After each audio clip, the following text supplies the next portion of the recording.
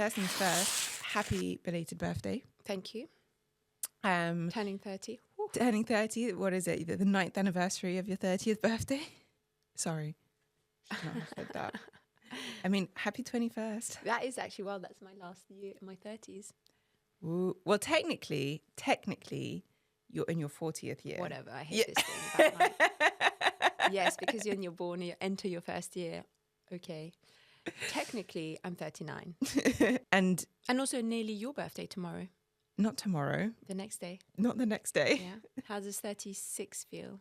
36. I don't know. You tell me. How did it feel for you 3 years ago? I always find it hilarious that everyone always thinks that you are younger than me. I know. Yeah, that is a genuine thing. That is a genuine thing. Mm. It's kind of heartbreaking every time. I find it brilliant. We've just stopped asking people. Well, you keep asking them. And I'm like, don't you dare answer wrong. But yeah, so for us, April and May are always quite busy months. Mm-hmm. There's birthdays. Your birthday, yes, for birthdays. Your birthday now, Mr. T's. Who we nearly share birthday. You nearly share a birthday. Which is really sweet. It's a really nice thing because I feel like as you get older, you don't really enjoy celebrating your birthday so much. So now, every year for the rest of my life, hopefully, obviously, we just don't really need to celebrate mine. But then, yeah, it's a really nice thing that he gets excited about. However, one thing I would say, and I think this is quite a mum thing, but I find the birthday of your child quite emotional because I suppose that it's like they're growing older, which is really nice and obviously what you want. But at the same time, it's like time. It's a reminder of how time quick is going. Yeah. And how quickly time is going. And I've spoken to other mums about it and they're always the same. They're like, yeah, it's a really emotional. It's not like necessarily a bad emotion, but it's really emotionally driven. Like I genuinely had tears the night before his birthday on the Wednesday night. I put him to bed and gave him kisses and I had tears in my eyes because how much I can't believe that he was turning 2 and that it was his birthday. Aww. It was so moving. And it's really funny because the night before my birthday, I have tears in my eyes. Yeah, for a different reason.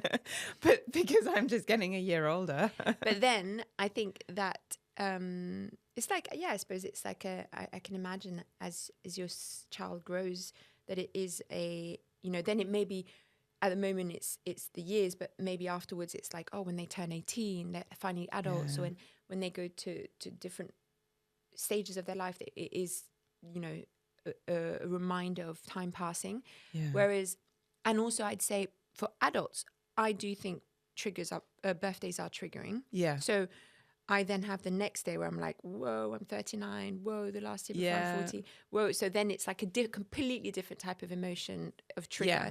But that means that the two together every year is quite an emotional charged. Weekend. Yeah, it really is. Yeah. It actually is quite charged. And I couldn't really work out last week why I was feeling so like, it's not necessarily bad, but this emotion, like all of these things coming up to the surface and like you ponder and you reflect and you this and that. And then I realized I was like, oh my gosh, because there's this and they're kind of like, it's two big emotions. Yeah, exactly. I can't attest to, understanding what it is to have a kid who's aging, but I think, yeah, definitely. I know when every year in my birthday, and I always do that classic thing where I'm like, I'm just going to forget about it. Yeah, it doesn't matter. It doesn't matter. Day. It's just another year. It's another day. And so I don't plan anything. And then it inevitably comes to the day and I'm like, I feel so lonely. No one's coming. Yeah. No one's doing anything for me. And it's like, but you didn't want anything. Yeah, but I didn't mean it. Yeah, exactly. And actually in our family, our parents are very they never make big fusses at birthday. Actually, I think I spent 45 minutes with Dad on Friday morning until Mum arrived and said happy birthday, and he was like, oh yeah, I forgot. Literally. And it's not, I don't take it offense, it's literally like it's not something that we overly no, in our family we haven't made a huge, it's not really. Like as children we did. I think as children we had parties and things, but certainly as adults it's never like, oh, I need to be back in London for Clem's birthday, or oh, you guys, we're all going to be together for Dad's birthday. Like we never really ever did those kind of things. I think there was a year where you and Vic forgot to message me for my birthday. No, I never did. Vic probably, yes. Probably Vic. Sorry, Vic, but Vic does. Yeah, Vic, yeah. And But yeah, we never make birthdays like huge thing. And maybe that's why when no one does anything, it's like an underlying like sensitive point where like no one cares. No one. I used to do that. I used to never take the day off work. And then on the day I'm like, why the hell am I here? I don't want to be here. It's my birthday. Yeah. I should do what I want. Yeah.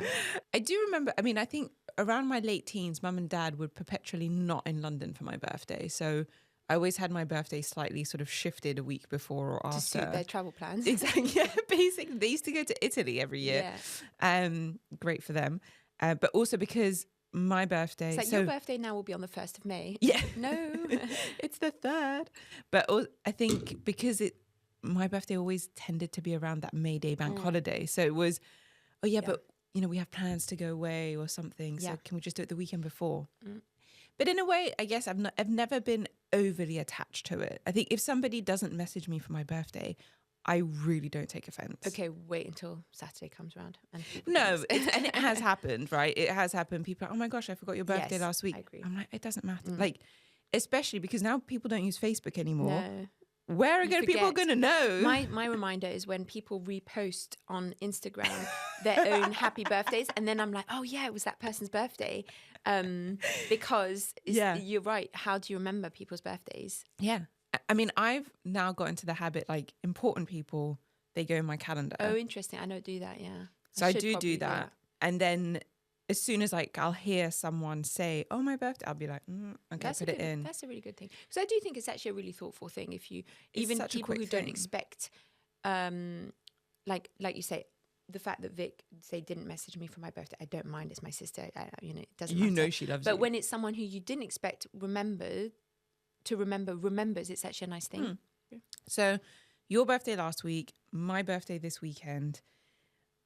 I think we thought this was going to be a really good opportunity to discuss something that I think on my Instagram is 100 times a day I hear the word longevity. Mm-hmm.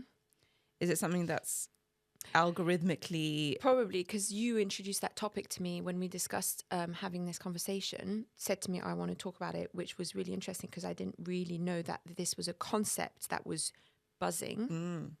You have doctors of longevity now. Yes, I know. I saw that. So I did some research online. Yeah. And it's incredible how I suppose it's the wellness industry, growing and growing and growing, and they're finding pockets of things that they can push forward. Yeah. But what I would say, from my understanding, which I think it is to do with prevention, which is a new way of looking at of medical kind of systems. We apparently used to be in a system or are in a system of reaction. So when something is wrong, our parents' generation, our grandparents' generation, potentially our generation is to do with, we go to the doctors when something's gone wrong. We have an operation when something's gone wrong, etc.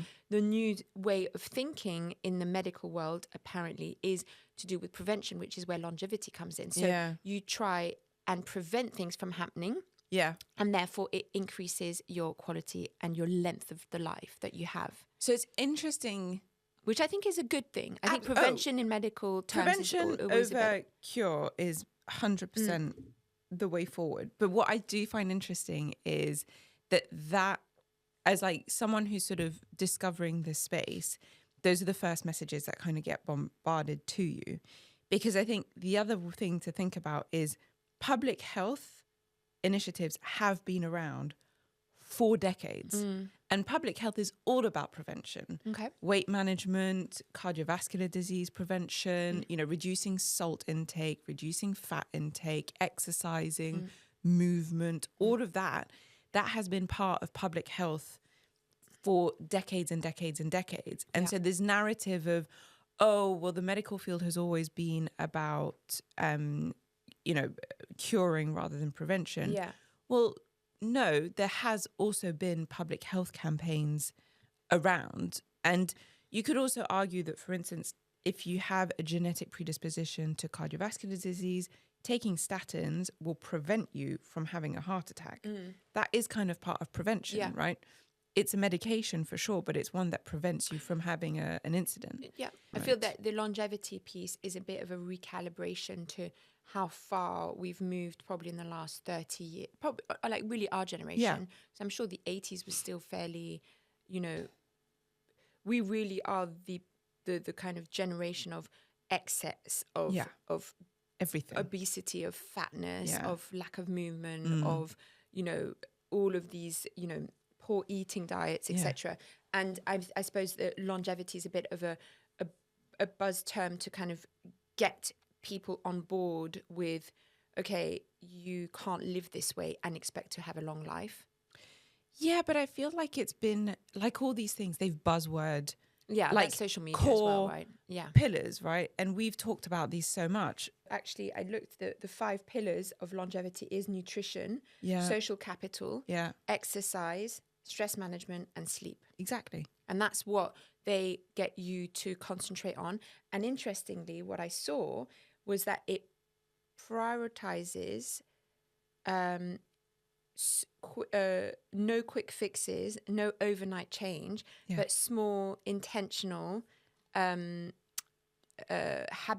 changes that then create a longer life. So it's actually very much the kind of message that we've been talking about for a long time. Oh my God, since the beginning of the year podcast. But like all of these things, people have taken the buzzword longevity. It's great. Because longevity, what does it mean? And actually when you look at the definition of longevity, it's about length but quality. Quality, yes. Yeah. And I think that's really important because you have people like Brian Johnson or what's her name? Kayla Barnes-Lentz, who want to live into their 150s. So Brian Johnson is the more famous of the two, and he spends $2 million a year on his health. On his health. And he actually gets the plasma of his 18-year-old son like injected into him. And his whole shtick is that he wants to have So he's going to outlive his children. Well, if he's taking all their blood, I mean, by the sounds of it. But he spends $2 million a year. That's crazy. And he goes to bed every day at like 8:30 p.m., stops eating before 6:30 p.m. Cell stem. Bariatric chambers. What's the cells? I read about stem cells. Yeah, stem cell therapy. Yeah. I mean, you can use stem cell therapy in lots of different things. Classically, it's like for hair implants. So a stem cell. Apparently, it's actually it can be quite dangerous. I'm sure. I'm sure. But now we're veering off of this, you know, the key pillars. Yes, it's becoming nutrition and sleep and blah, blah. You're like, okay, pieces. But you're also doing highly dangerous procedures, not tested procedures. And you're also taking pills. And this is kind of going back to this discussion we had about supplements. Pills that have been very little research has been done with them, and you're kind of taking it at face value that they're going to do this magical thing that can make you live to 150. And the interesting thing, so this guy sounds like a hoot. He sounds so much fun. Can you imagine going for dinner? Yeah, exactly. And he's like, I'm off. And he probably doesn't eat anything from the menu. But the interesting thing is he's doing all of that. And what about if he walks out the front door and then, God forbid, he gets hit by a bus or he's in a car accident? Like, how much of your life, of your longevity or lifespan is actually out of your control? Yeah. This is something that none of these places that I researched really talked about. Like, of course not. You are, yes, of course you can control your well-being. And in a way, it's like, live your life daily like you're going to live to 100, but behave in a way which is that you might die tomorrow. The narrative that I find interesting coming out of that is the mindset. This idea of people now are just afraid of aging. There's this like fear of growing older, and that you are expected to feel like an 18-year-old when you're in your 40s. And I find that really strange. There's not much of that embracing the fact that you are changing and the fact that you are evolving. And part of that is physically things will change, but also mentally things will change. You're wiser. things that might have bothered you before probably don't bother you as much now. Like there is a natural evolution that people are really pushing back and not embracing. And I don't know how maybe that's going to be healthy. the next fad will be from longevity to like embracing aging. You know, it's like because it's going to get pushed like everything so far that then there might be a movement coming back to like actually aging is a blessing and embracing it is part of now the new, you know, I mean, the new norm. As they say, aging is the worst thing other than the alternative. Because if you're not aging, you're dead. Yeah. No, I agree. But it's true. I mean, it doesn't feel good and actually the other interesting piece about this longevity that I found online was that nearly all of it is tested on men, none of it on women. And the only space women have had in this longevity or kind of not growing old piece has always been about physical appearance, not about their health. And it's true if you think about reducing aging or slowing down aging or you know, moving these milestones, is always about, if you think about women, it's anti-aging cream, it's physical changes to your face or your body that's going to make you look or feel younger. Whereas for the men's point of view, what is happening out now is much more of this supplementation and this, you know, what this guy's doing, the self plasma thing. And, okay, so then the area around aging that you kind of wanted to touch upon is that we want to live longer, but we want to do it in a beautiful looking way. Like, are we actually embracing the true process of aging? I think there's two things, right? There's one, embracing the process of aging. And two, I think there is, don't let the marketing hype of longevity make you feel like this stuff is out of reach. Like, I think exactly like you said at the beginning, the core pillars of health, that's longevity. That's all it is. It doesn't get much more complicated than that. Okay. And I think these, you know, I would bet so much that 9 out of 10 of people who use the word longevity have something to sell you on the back of that. Well, interestingly, have you ever spoken to someone who practices longevity in the way that we're talking about it today? Like, have you ever had a conversation with someone that's like, oh yeah, take these pills and this and that and the other? Yeah, regularly. And what kind of stuff do they say? Like, so how will they just, because I've never had a conversation. You've never had. So how do they talk about, like, you know, what is it that they are, in the same way someone might say, oh, I'm a smoker, I smoke cigarettes. Yeah. How does a longevity behave? So, you know, they'll say, well, I'm into this like biohacking space. That's another word. Oh my gosh, biohacking. Yeah, you taught me that the other day. I was like, what? The biohacking space. And, you know, I'm just trying to really optimize my longevity. And these are literally the sort of things. And you say, okay, so what are you doing? Well, you know, I'm having 40 grams of protein at every meal. I'm exercising so many times a day. So nutrition. So you're like nutrition, exercise. I'm prioritizing my sleep. You're like, great. And then I have a long list of supplements. Fine. You figured out what it is you want to supplement. And then typically it's like, okay, but then I go on holiday and then I don't do any of that. Oh, really? Yeah. Oh, okay. So, and then it's so it's actually a chore then. If you're on the holiday, you can't maintain it. It's obviously a chore. And so I'm like, okay, but you know, the whole point, going back to your point about longevity, is that it's sustained over a very long period. And often what you find with people who are just very much into this longevity space, they'll do it for like intensively for like 3-4 months. They're like, yeah, I feel like I'm a 20-year-old again. And then you see them 6 months later and they're like, oh, you know, fell off the bat. Or have a completely different regime. Like, oh, I'm intermittent fasting now. Or I read something in here. Because it wasn't working for them. It wasn't working, or they've read another article and so they've changed it. And basically they're just never sticking to anything. And like I would say to my patients, the consistency is the hard bit, right? And so whatever it is you find for you, just make sure you can stick to it and you can do it over a really long period of time. That's a different conversation. But yeah, biohacking is, and that is, So you taught me that the other day because I didn't know. I'd read that word, but I thought it was quite like it must have been like a type of practice of some kind that I didn't know about. And you basically said like you can biohack everything.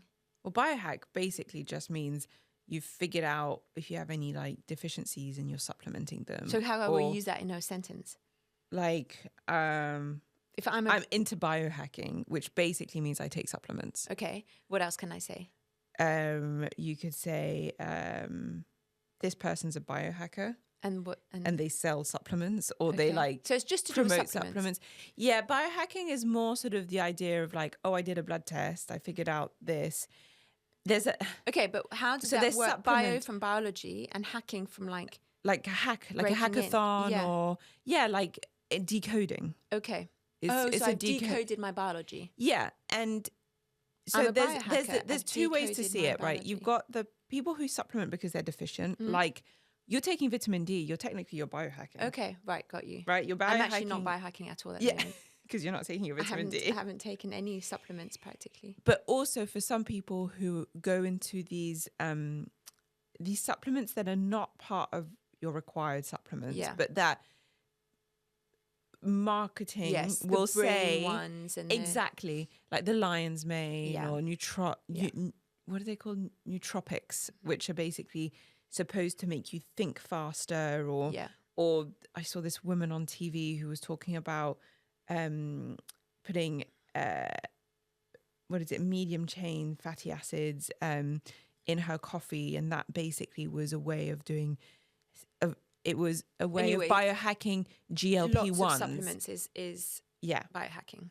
Exactly, but they're not the ones that you need. No.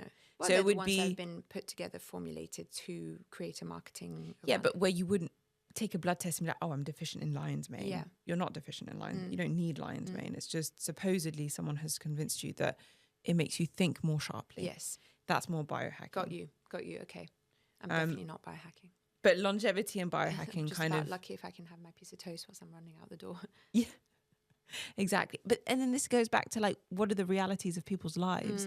Well, I'm not surprised if you're biohacking is basically like a full-time job by the sounds of it. Yeah. And this is it. But these are people who are online telling other people they should do that. And other people are looking at this and they're like, yeah, but I have a real life. Yeah, exactly. Like I still have to do a food shop. I have kids I have to look after. I've got a job I've got to go to. I've got a budget for this. I've got a budget. Being a biohacker is actually an additional stress. And this is it. And then you get health anxiety. Yeah. So the watches, and I'm actually in the process of, I think, weaning myself off of wearing my watch. Were you looking at it too much? Yeah, and it was convincing me that I hadn't slept well, even though I'd had plenty of sleep. And so then you're like, hilarious. But I've slept enough. Yeah. But this is telling me off. Bad sleep. And you're like, oh, exactly. Okay, I must be wrong. Exactly. And I think it also breeds this reward system, which is like, well, if I'm not wearing my watch, then have I even exercised? You know? And people who wear that ring. The Oura ring. Yeah. That's a big one, isn't it? Well, you're starting to see some people stopping wearing all these digital products and kind of going back more to, okay, how am I feeling? Like, do I feel like I've slept enough? What we're saying is that that's one of the things we talked about is like the mind-body connection rather than relying on external sources. Exactly. And having, some device tell you something. Actually just listening to your body and creating that mind-body connection is essential. Absolutely. But I think it's, the world of longevity and biohacking it's wild when you get there. And it can get really dangerous, actually. When you go to the fringes, people starting to inject what you call peptides. You have thousands of different peptides. And people have no idea what they do, and they're just sort of injecting randomly. On the basis of... Exactly. And I think trying to compare themselves to people who spend their whole time just doing that. So in terms of aging, though, there are some realities that it is important to acknowledge. Yes. In aging, other than obviously the physical aspects of wrinkles, like I, definitely can tell my face is different now than it was 10 years ago. And I do Botox every so often because I do like the look of it. But then, actually doing this podcast, I feel like I have jowls. Yeah, me, it's the bags under my eyes. So there's obviously these things that happen and maybe I should biohack into my skin or something. But I suppose it's just the natural process of aging. Yeah. But an important one that really needs to be addressed is fertility. Yeah. And that is something that no matter how much you biohack, surely you may be able to improve your chances than if you were, you know, a heavy smoker, heavy drinker, etc., etc. Absolutely. But we know that we're born with a kind of a biological clock. Yeah. And I'm sure to a certain extent we've managed to extend it a little bit, but we can't really do that. You can live to 150, but you can't have kids until you're 100. No. And I don't think anything at this stage could really change that. Not that I know of, put it that way. I think, and I think that, like you said, there's some natural life changes as a woman. I think we need to clarify. But in men as well. I mean, I know men can have babies until later, but it is also true that their sperm quality and quantity goes down. And, you know, etc. Yeah. So it's not just a woman, it's a human condition. No, but I feel like women fertility is not meant to be a forever thing. And I think women have inflection points, right? So we all, like men, we go through puberty. Yeah. But then women really have that like childbearing ages. Yes. And then it declines. We get to the menopause. To the point where it stops. Stops. And interestingly, that childbearing years, actually, that's what protects us from a lot of diseases. Yes, you said, I remember. So actually, we get this sort of temporary protection for 20, 30 years, depending. Longer. If you go from 15 to 45. So 30 years. Yeah. So you have about a 30-year protection window. And then when our hormones drop, it's essentially progesterone and estrogen, then we actually mimic much more male type physiology. And we actually catch up with male risks for cardiovascular disease, diabetes. Then we kind of get on par with them. And in a way, you kind of have to go back to this inception of concept, I suppose, of, you know, cycles of life, how well our biology is made that we can do that. Yeah. And then we're trying to constantly interrupt that. It's part of, you know, and I'm not saying it's wrong to have fertility treatments or do some of these longevity practices, but in a way you have to also accept and embrace that it is going to happen and that it's part of the cycle. And, you know, I've actually also, for example, heard of fathers who've had children later on in years, and they will attest to that being exhausting. Yeah. Because if you have a child at 50, you are not physically the same person as when you were 25. Yeah. And they find that is, and it's not to say it's a bad thing to do, but because it's like, oh, biology didn't intend that to be the case, you know? So it's interesting because maybe we're also denying ourselves the reality of the life cycle. And I think we're so focused on, again, the physicality of it. We forget also the mental benefits that we get. I definitely feel like as you age, a lot of anxieties, you get more of some and you get fewer of others, but you accumulate more experiences and more learnings and hopefully, quote unquote, wisdom in that sense, for some people. Maybe not for others. For sure you do. Well, first of all, if you think about your brain is not fully mature until the age of 25. Yeah. So all of the years before that, your impulse control, your emotional regulation, your rational brain, your thinking, you know, the way you problem solve, all of that is not fully mature. Yeah. So if you then go into... So the way you and as a result, how you behave and how you direct your life is going to be different. Yeah. And so then you enter mature years. Yeah. And then you enter, you know, so every decade has its own benefits, and it will also therefore, I suppose, change how you view things. Yeah.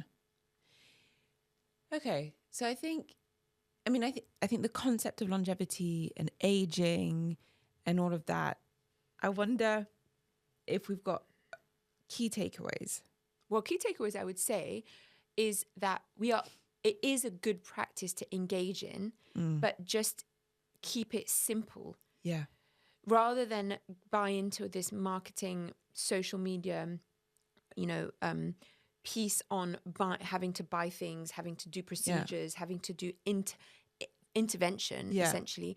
Maybe just strip it back to what's my sleep, what's my nutrition, am I socializing and, you know, surrounding myself with people I love and enjoying that. Am I managing my stress levels? Yeah. And then exercise. Am I exercising? Am I moving my body? And if you can you know, essentially spend 20% of your week on each of those areas. That's quick math. Yeah. So quick. Must have been taking some really good supplements. Yeah, you're taking lines, mate. Yeah. Clearly. Then I think if each of those areas are pretty much balanced, then you're probably going to optimize your longevity in the most realistic fashion. Yeah. And I think you're going to get probably 95% of those benefits. Yes. And most people can't do that already. And I think this is where we also forget. It's like, it's not easy, but it is quite simple. But it just does require discipline with all of these things. I think another one I would say is embracing it. I think That's difficult though. That is very difficult. I do think it's difficult because just looking at your face, you then look at you. It's hard to embrace change. You're saying that looking at my face? Yeah, looking at your face. I'm like, you got some embracing to do. You got some embracing to do. It's really hard. I empathize. I'm not saying it's not impossible, but I do think it is a difficult thing to do in this day and age with social media, with cameras, with pictures, with phones, with all this. You look at it and we're critical of that stuff. I think it sounds like it's a very noisy area. Yeah. It's a very noisy space, but actually if you try and cut through the noise, you don't have to budget for this particularly. No. You don't have to increase your stress levels around your health, anxiety. You probably go back to basics and actually can do a pretty good job there without it affecting, key things like how much money you're spending on supplements, how much time am I putting into this? Like, am I going to be able to like go out with my friends and see them? You know, it shouldn't be, I suppose, affecting your life in a negative way. No. And I think the key with all of these pillars is finding what works for you.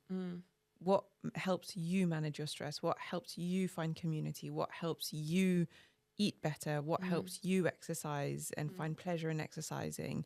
How can you get yourself good sleep patterns? I think all of these things are going to be super individual. So what someone is touting online of what their hacks for longevity are just might not apply to you. And also, actually, I think about it, like, do you really, really want to live to 120? Like, actually, what you're going to do, who you're going to hang out with? I still maintain to this day, it is the biggest marketing con to say that because none of us are going to be around to only verify a few other this. Biohackers. Yeah, there's going to be like 3 of them, and a couple of biohackers you might not even get along with. And so I'm just like, this is. Yeah, it's a bit of an odd concept. Like, okay, I'm doing all these things. Say you buy into all of this, and you spend $2 million a year on this. Yeah. Who am I going to be with at the end of the day? Who am I going to be with? And if I die sooner, what happens then? Like, you've just wasted a whole load of time and effort on. This is so interesting because I always thought when you're dead, you're the last person that cares. Everyone else who's alive cares, but yourself, you think, well, I'm gone. Yeah. Just think about watching it, maybe. But it's a funny concept to be like, but I don't want to be that one gone. But it's like, but you're gone. Yeah. No, but I don't want to be like the one that's gone. But again, it's this whole thing of like, why has living forever been this thing that people want? Exactly. Immortality. I suppose that is where the world is going. These extremes. But it's such an egotistical, concept. It's like, what about making lots of people healthier rather than you? I saw a really interesting quote, which is, I want to die young, but in a very, very long time. That's cute. That's really nice. So there. Thank you so much for watching Shift Happens. We're here every week. We're releasing new episodes. You can catch this episode and all the other episodes we've had wherever you listen to your podcast. So thank you so much. Great.